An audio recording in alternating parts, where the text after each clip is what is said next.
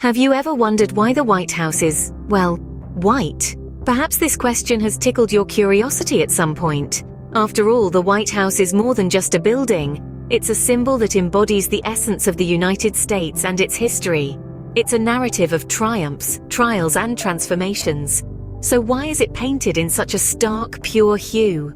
What tales does its pristine facade hide? Well, join me as we dive into the rich history of this iconic building. Our journey begins in the late 18th century, a time of great change and newfound independence. The United States, fresh from the throes of the Revolutionary War, was in dire need of a symbol, a beacon that would unify this young nation. That symbol would come in the form of a grand residence for the country's leader, a house that would eventually be known as the White House. The decision to build this iconic house was not taken lightly. In fact, it was the result of a Congress resolution in July 1790.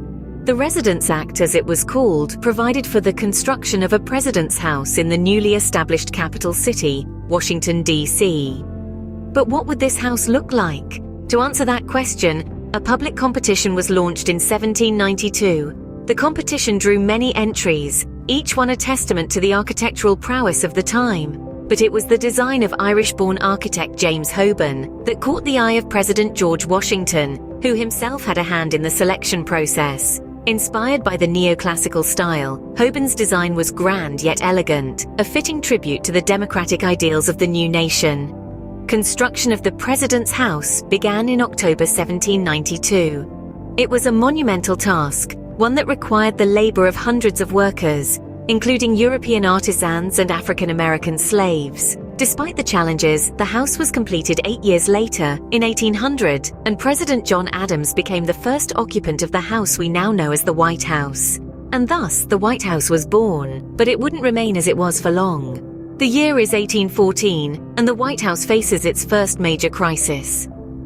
In the midst of the War of 1812, a conflict boiling between the United States and the United Kingdom lay a moment that would forever etch itself into the annals of history.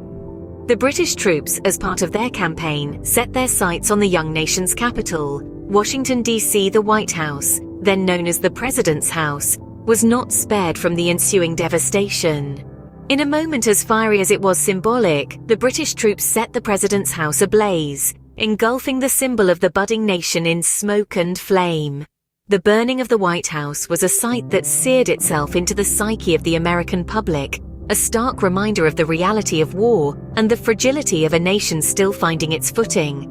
But from these ashes, the White House, much like the spirit of the American people, began to rise again. The responsibility of rebuilding the President's House fell back into the hands of its original architect, James Hoban. Hoban, who had first given form to President George Washington's vision of an emblematic residence, was once again entrusted with the task of restoring the symbol of the nation's executive power.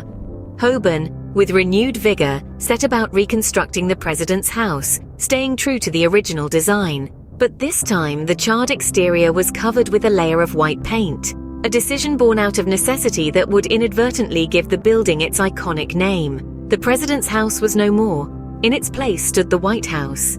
This transformation was more than just cosmetic. The White House, emerging from the ashes of war, was a testament to the resilience and determination of a nation that refused to be extinguished. It stood, and still stands, as a symbol of the United States' enduring spirit and unyielding will. The White House, reborn from the ashes, was now truly white. As the nation grew, so did the needs of its leaders. The White House, the emblematic structure standing resolute at 1600 Pennsylvania Avenue, has been no stranger to change. Like a living, breathing entity, it has evolved and adapted to the shifting tides of history. It has expanded, modernized, and transformed to accommodate the requirements of the individuals who have walked its hallowed halls. Take, for instance, the construction of the West Wing. The turn of the 20th century saw the United States on the cusp of a new era. The country was stretching its muscles on the global stage, and the demands on the presidency were growing. Enter President Theodore Roosevelt, a larger-than-life figure with a personality to match. With a burgeoning family and a need for more working space, Roosevelt commissioned the construction of the West Wing in 1902. This addition provided a separate area for the president's work, distinct from the private living quarters of the first family. And then there's the Oval Office, the symbolic heart of presidential power.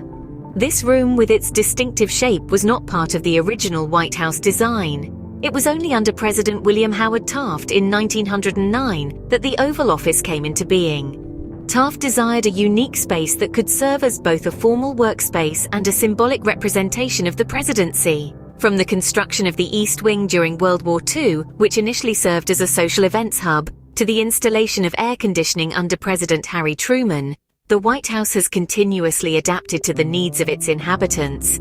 And let's not forget the technological advancements that have been incorporated. From the installation of electricity under President Benjamin Harrison, to the advent of the internet and the digital revolution, the White House has kept pace with the evolving technological landscape.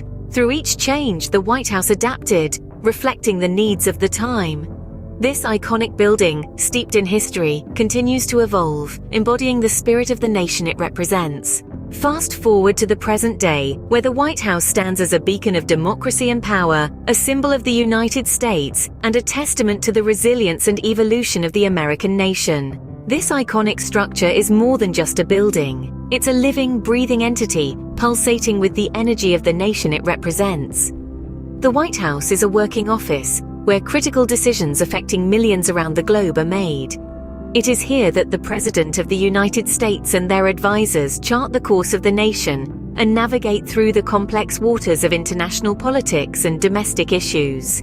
Yet the White House is also a home where the President and the First Family live, laugh, and create memories. It has hosted countless state dinners, welcomed dignitaries from around the world, and watched children grow up within its historic walls. But the White House is not just for the people who live there. It is for all Americans. It is a symbol, a touchstone, and a shared piece of history. It is a place where traditions are made and cherished. Take, for instance, the annual Easter egg roll. This tradition dates back to 1878 and has become one of the most anticipated events on the White House calendar. Each year, thousands of children gather on the South Lawn to roll eggs and partake in a day of festivities. Then there's the pardoning of the Thanksgiving turkey, a tradition that has become a staple of the holiday season. Every year, the president pardons a turkey, saving it from becoming part of the Thanksgiving dinner and symbolizing the spirit of forgiveness and gratitude that defines the holiday. These traditions and many more are woven into the tapestry of the White House, making it more than just a building, but a living symbol of the American story.